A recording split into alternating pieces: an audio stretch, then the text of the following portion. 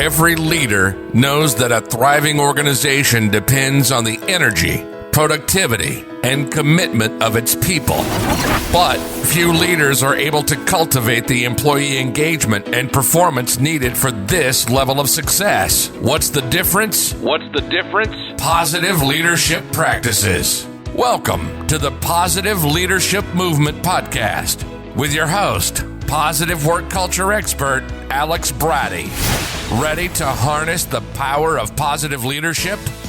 Let's dive right in.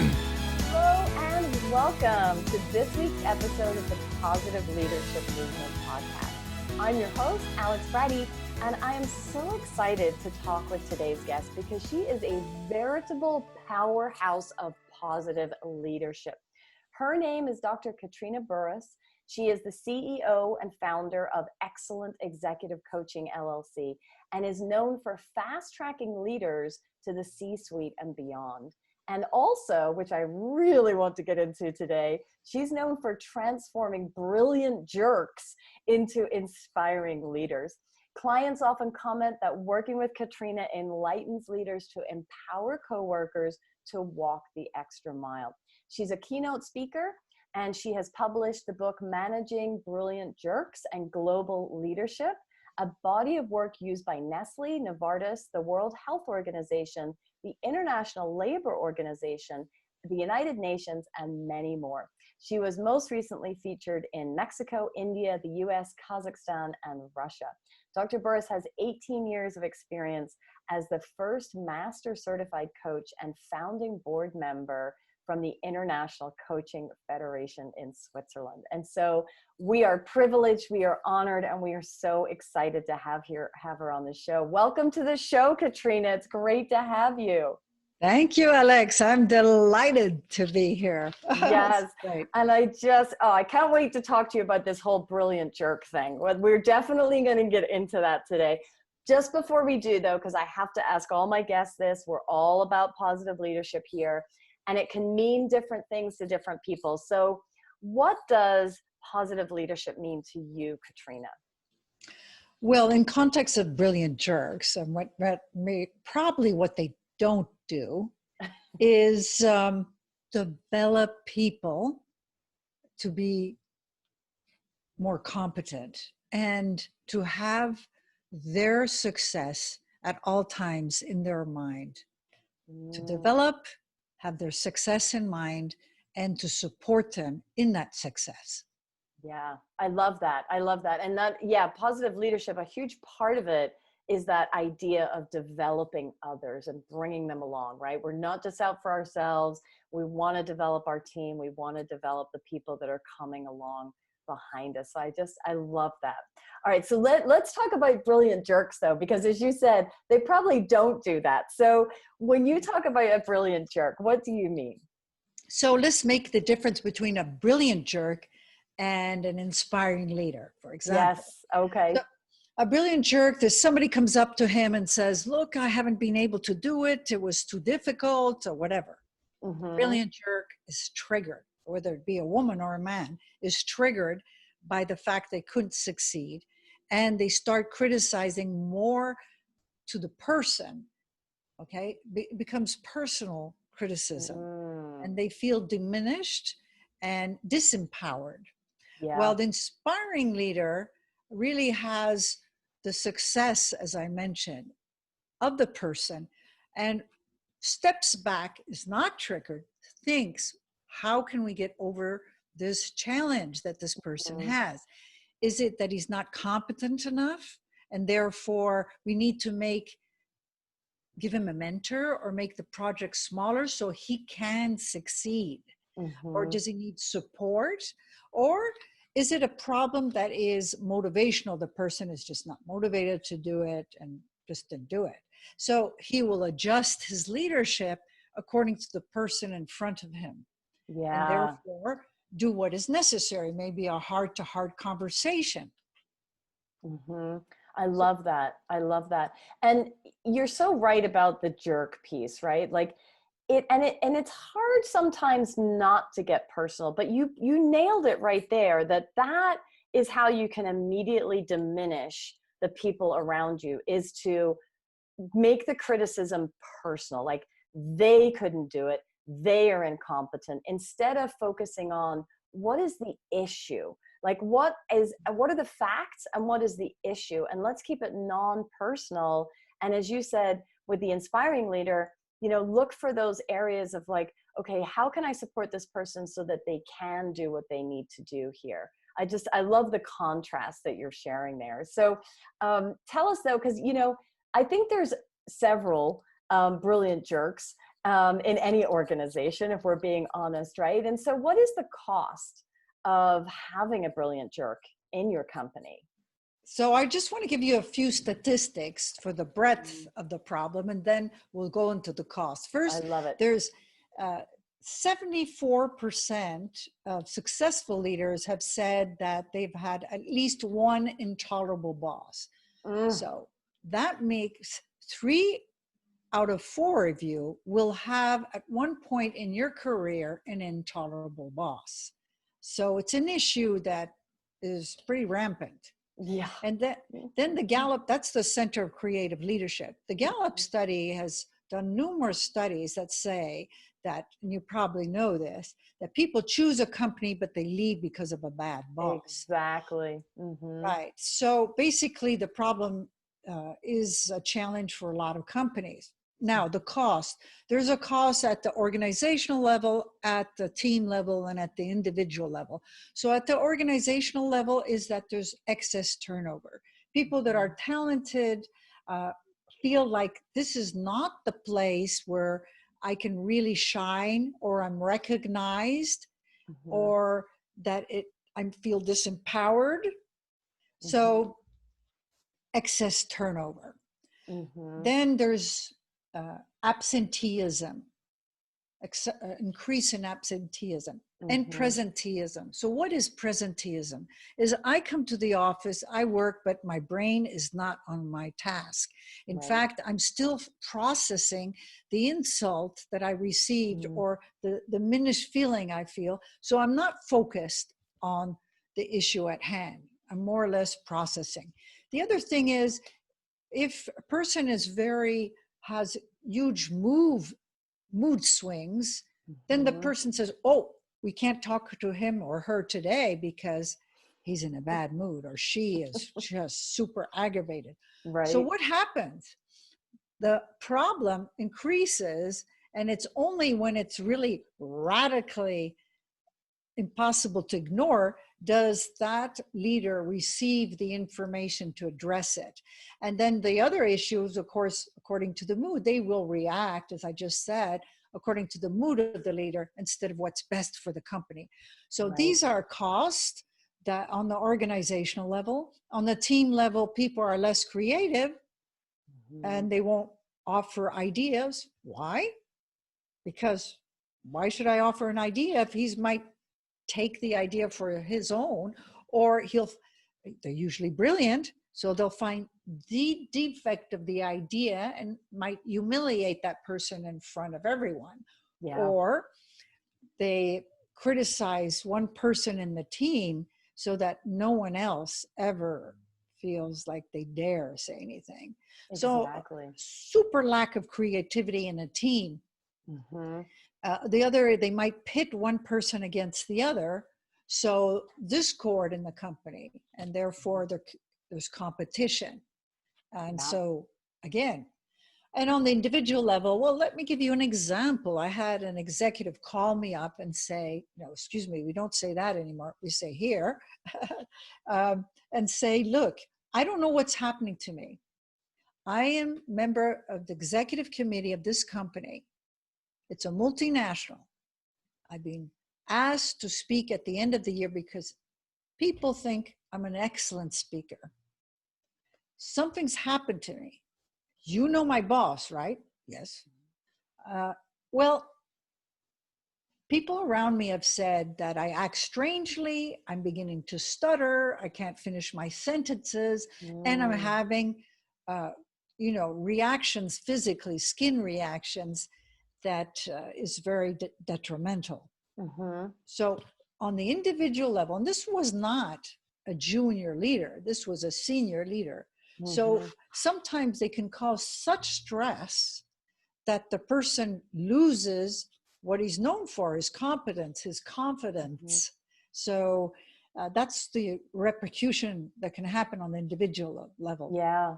And yeah, I mean, so many different costs on so many levels. It's almost like an onion, right? It's like there's just layer after layer that is happening there. And you raised an excellent point that, you know, sometimes when people are faced with a boss like that, they're spending way more of their time processing and dealing with how they were insulted, or are they going to be insulted? What is the mood of the boss? Like, they're trying to gauge all this energy in the workplace. And when they're doing that, not only does it take them off task, as you said, but when they're in that kind of sort of negative energy space, their cognitive ability is actually reduced too, right? I mean, we know this from so much research that, you know, when you have positive emotions, you know, we broaden our thinking, we broaden our creativity, we problem solve faster and better. But the opposite is true. So when we're in that negative place, or we're sitting there in fear, or we're worried about what's going to happen, or we're trying to figure out like, well, geez, like he just went off on me and now I don't even know what I should do next. We sort of hit that narrow place where we just want to, you know, our options, our cognitive sort of processing, our thought action repertoire is diminished. And so those bosses are actually making workers much less productive and lower level performers because of all this that they're doing, in addition to everything that you said already as well, right? There's just so many layers to how this can cost an individual, a team, an organization throughout a company. And you make a very important point. You know, the stress level is a lot higher, and that's cortisol in your body increases tremendously. So in fact, when the cortisol is increased, it's like a stress hormone. And you can also compare it to the fight, flight, and freeze. Yes. So when you have that level of cortisol, stress, you're frozen. And so you don't react in the best way. You're not using all your abilities, as you just mentioned, because it's in the gut. You feel threatened. And so therefore you're going to react in a sort of defensive way instead of a creative way. Yeah, exactly. Now, you actually work magic with these brilliant jerks, right? Because you have done a lot of work transforming them from being brilliant jerks and all their negative and caustic ways into being inspiring, positive, engaging leaders. So, I mean, I know you can't get into all of it, obviously, but share with us a little bit, like, how does that transformation happen? How do you actually take someone who's so entrenched with what they're doing and causing so much damage, and maybe doesn't even realize that they are, and transforming them into an engaged and inspiring leader? How do you do that? So I have a 7-step process that I've worked on and brought together with my 24 years of experience in coaching. So it's a process. One, I'll go quickly through it maybe, but if you want more information, I can give that. You look at the organization. Now, you do a lot of cultural examination, right, Alex? Yes. Well, we look also at the culture. Is this behavior conducive to being promoted? Now, some companies, that behavior is a way to get up the hierarchy. Right. And so people see that, oh, so-and-so got promoted very quickly and he's very toxic, brilliant, but toxic. So they start acting in the same way. Yep. But then, so that virus sort of goes throughout the organization. And so the first step is really to look, what is the company doing to encourage good leadership? What's the culture? Yep. And look at their leadership principles. Are the leaders evaluated during the year? Are people super focused on KPIs, the results, at the detriment at the method? They should have key behavior indicators as part of the process. Is the leadership principles really repeated throughout the organization when a new project is taking place at the end of the year, onboarding, for example? Then the people need to be very clear what leadership behavior is accepted and what is not. Yeah. And then if someone goes way out of what is acceptable like behavior, you can always use that as a measure and say, look, this is not what we want, like type of leadership. So that's the first, and there's many more, but we'll stay there. I do have on my website the 7-step mistakes CEOs do when managing brilliant jerks. Oh, So I love it. So there's that on the website. Then it's self-awareness, as Daniel Goldman says. You cannot have social awareness without self-awareness. You only have 4% chance, if that. So it's a whole series of self-awareness. Then it's boss awareness. So usually brilliant jerks are pretty concerned of what the boss thinks of them, and they want a better relationship if they respect their boss. If they don't, then they want the boss's respect. So wherever you start is have that feedback from the boss to the brilliant jerk, and have the brilliant jerk really know his boss at a much deeper level. So it's empathy, meaning put yourself in the place of the other and analyze. They're brilliant, so if you put their attention to something like that, they start learning, especially after the first case, which is self-awareness. Then after that, so now they've learned about themselves, they learned a lot more about their boss, but that still doesn't make them emotionally intelligent. So you go to the team, and so you work with them in a team section and see where they increase their credibility, where they decrease their credibility, how they're performing in a team, so that they help the team members be the most productive possible. Then after that, it's stakeholder awareness. Stakeholder awareness is where I do research work as well. I know, Alex, you do a lot of research work. So I go into the company and interview them, different stakeholders. So why do I interview them and don't use a 360-degree feedback? I'll explain what a 360 is. It's also information from your boss, your peers, and your employees, but it's on a scale of competencies that the company wants. And it's on a scale to 1 to 5. That's not really good enough for these profiles. So I go in with as neutral an approach as possible, and I interview stakeholders and then come back and see where 2 or more people say the same thing and what is exactly happening. And provide that qualitative feedback, inductive qualitative feedback to the leader, only the brilliant jerk. So that they don't just see me and my opinion, but they see the stakeholders' opinion and where exactly what they need to do to change. Give you an example, which I like to give, is that one person who did very well in Eastern Europe went to Asia and was responsible to develop all of Asia for a well-known company. And she used to walk 3 steps ahead of her direct report, her employee. And each time they asked a question, she would roll her eyes and sigh. Sounds like The Devil Wears Prada, which I just rewatched again recently.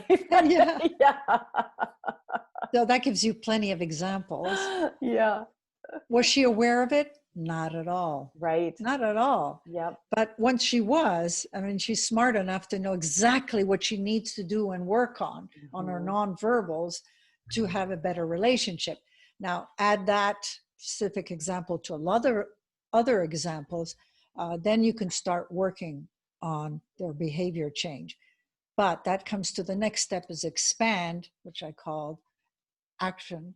It's it's execute what they've learned and how to do a more strategic behavioral change to get more what they want, but to leave others in a better situation. And in this process, they need to know what triggers them, because there is certain things that trigger them where they lose control. We are all triggered to some extent. They happen to have more triggers. Yeah.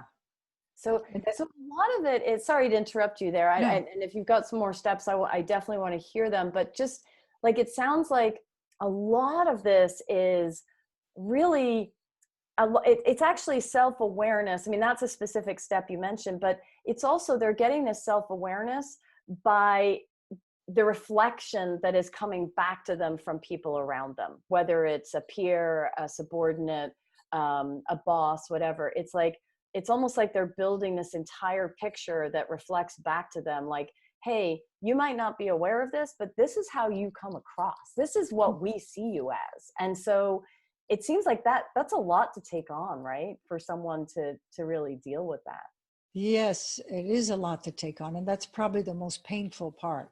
But we do Mm-hmm. it progressively. They learn more Yeah. about themselves and how they make decisions, then their boss, then their team, then their stakeholders, and then they come back and they work on the behavior change. So it's very progressive, Mm-hmm. but when they do get the stakeholder awareness, which I call the expand, Yep. it's yes, it's a tough process. I mean, Mm-hmm. but hey, some people are on the verge of being fired, and this is the last hope of the company for them to change, at least their behavior, because they're realizing the cost of having someone like that.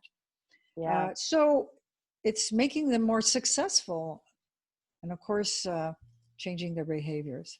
Absolutely. And of course, I mean, behavior, we all know behavior is hard to change. I mean, hey, everybody listening to this has probably set a New Year's resolution and then 2 days later completely, dropped it. So we all, behavior change is hard. It is not easy. And you mentioned, I mean, there's a lot of phases to that. And as you said, it's progressive. So it's not coming at them all at once. So that's great. And maybe some people really are incentivized to do this because, as you said, they may get fired. So they're like desperate to fix this. They're very incentivized. But how, like when you think of, because when you think of jerks, right, they're kind of oblivious. A lot of them are oblivious to what they're doing, or they do know it, but they don't care. Exactly. So like, how do you sort of persuade, I don't know if that's the right word, a brilliant jerk that they need to change, right? Because it seems like it's always the case, right? The people who need the most help are the ones that don't want it. And if you try to shove it on them, then they just push back even harder, right? So what are some of the, I guess, the mistakes if you're trying to convince a brilliant jerk to accept coaching, or maybe it's what are the ways to have them accept it? I mean, how do you handle that piece? Well, they usually come,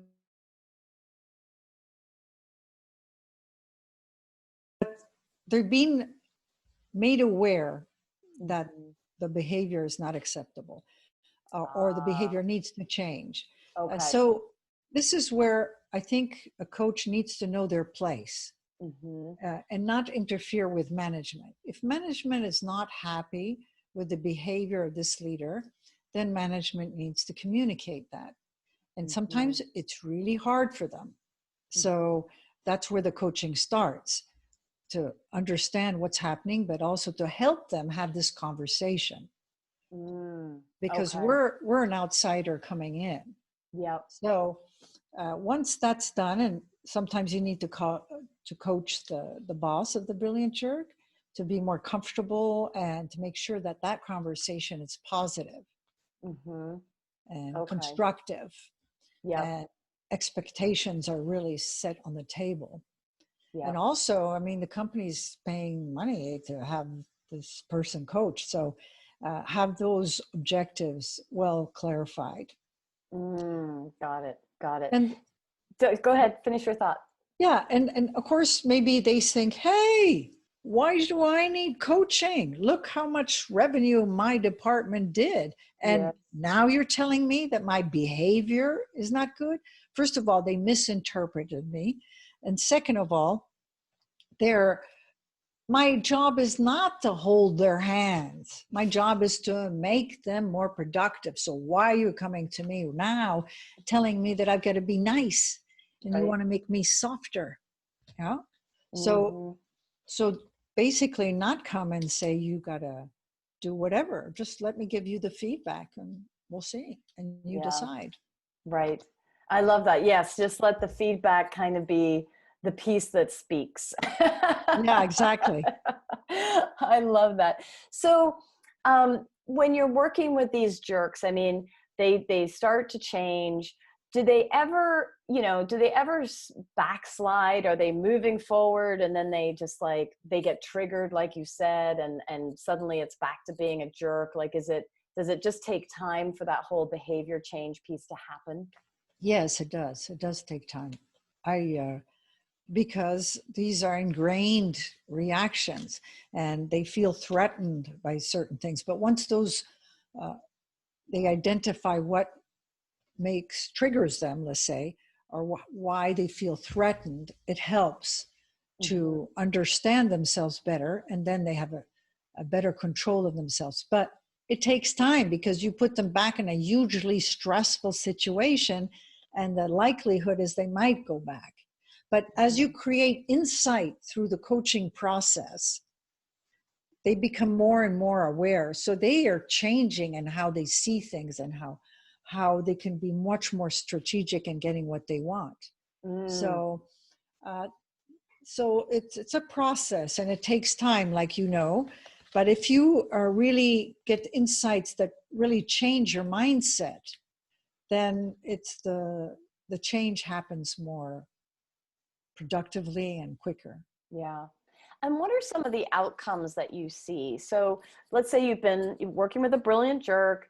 They really are making behavioral changes. Their mindset is shifting, as you just mentioned. And so they really are becoming truly an engaging, inspiring leader. Like they're having that transformation.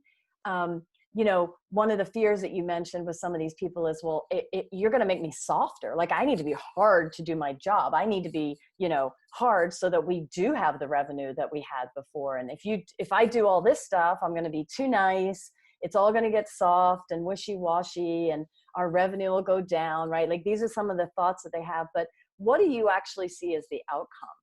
Like, do they improve? Do they have more success? What usually happens there? Well, they're very driven, and I call them brilliant jerks because they're bright. They're very bright. And usually they're so driven, they hate to be incompetent anywhere. Right. So if you can bring them irrefutable data that they can improve somewhere, and they put their mind to it, they usually will really make the effort. They're highly driven usually. So they apply that driven kind of mindset to, okay, if I'm going to do this, then I'm going to do it right. I'm going to make it work and we're going to still have the same revenue. We're going to make this work. I'm going to be successful at it if this is what I need to do. Yes. And they want a lot of recognition and status. That's one of their key motivators, more than being liked. So is understand, do they still want status and recognition? Probably. But in a much more sophisticated way, more strategic and less destructive for the people. Okay. So obviously the show, I mean, we have leaders listening to the show. Some leaders might be listening to this and thinking, yeah, I have a brilliant jerk in my organization, or it's possible some people could be listening to this and hearing some of themselves in it. I know that I have certainly been a brilliant jerk at times in my career. I will admit it right here, right now. So if our listeners are hearing this and they're thinking about someone in their organization who's a brilliant jerk, or maybe they are sort of recognizing some of the traits in themselves, what's the first thing they can do right now, Katrina? Like just some simple action step to start them on their journey of transforming that so that they're better able to have, a better relationship with their team, encourage their employees, raise motivation, instead of what we were talking about before, which is, like people literally walking around on eggshells because of you and, not being as productive or performing as well as they could. So like, what are the first one or two steps maybe that they could do right now to start to change these patterns? Well, we can all be, stressed and brilliant jerks per moment. The difference between what I call a brilliant jerk, they are extremely bright, but it happens much more frequently, and it starts to have a negative effect on their career, on others. Okay, so that's the degree of it, but we can all be triggered. The first is to see what has triggered you. Just take a few reflective moments. Why did you completely lose control? The other thing is, if you know somebody, I think you really need to give them a chance to have coaching, because people do change. And I've had clients that the company absolutely wants them to change behavior on the verge of being fired. And at the end of the year, the very people that complained about their behavior have selected them as a candidate of the best leader of the year. So change can happen. And if they integrate it, they have a lot more successful career. Now, some people are not brilliant jerks, or at least they're not jerks, and they just want to add emotional intelligence. So emotional intelligence is also knowing more about the other. And I have on my website, excellentexecutivecoaching.com, there is under speaker a download that says add EQ to your IQ. And it's an exercise that is good to do with your colleagues of knowing them better.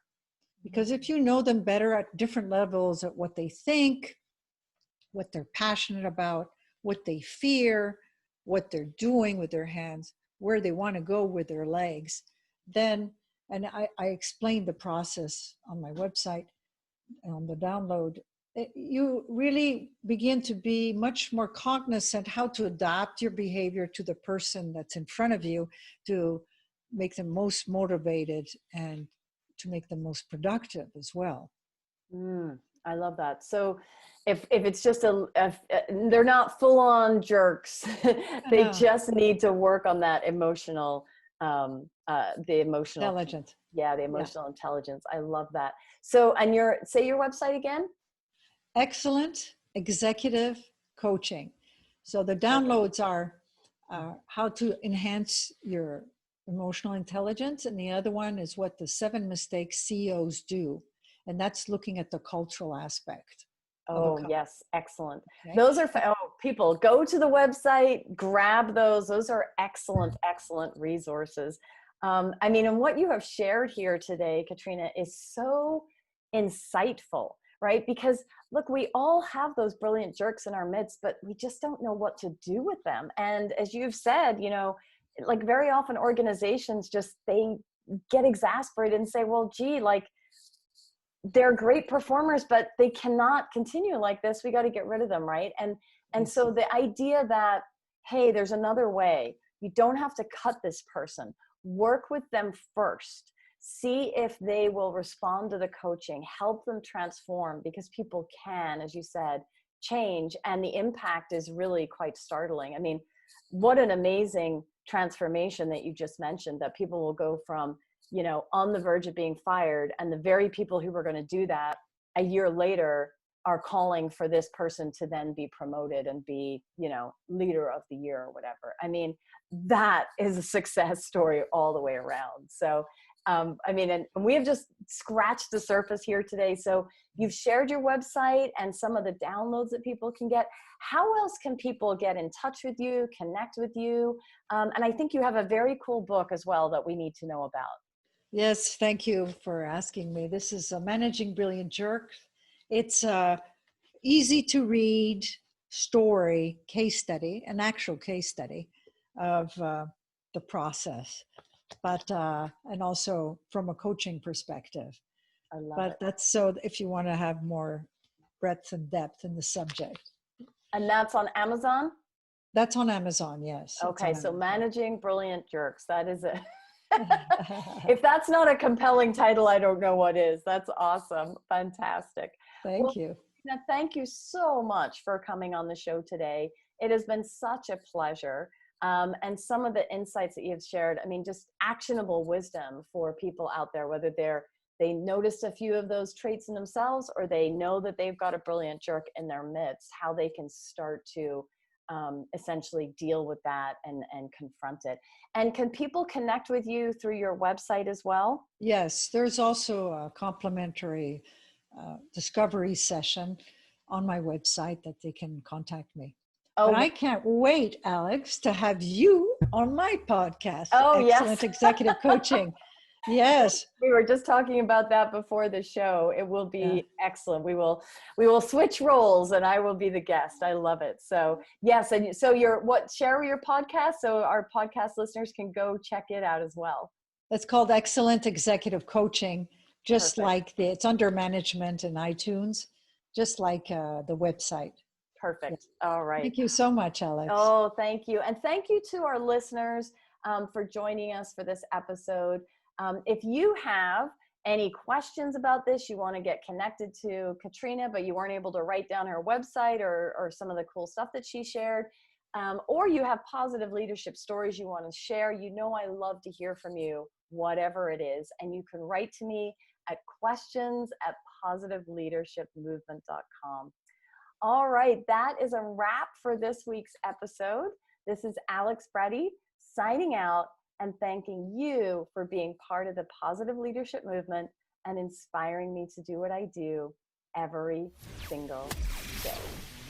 Make sure you subscribe to the show. If you like this episode, please rate and review. If you want to get more from Alex, check out Happiness at Work, where she provides leaders with a proven path to cultivate a positive work culture that increases performance, productivity, and profitability. Go to happinessatworknow.com. Join us next week and harness the power of positive leadership for your organization.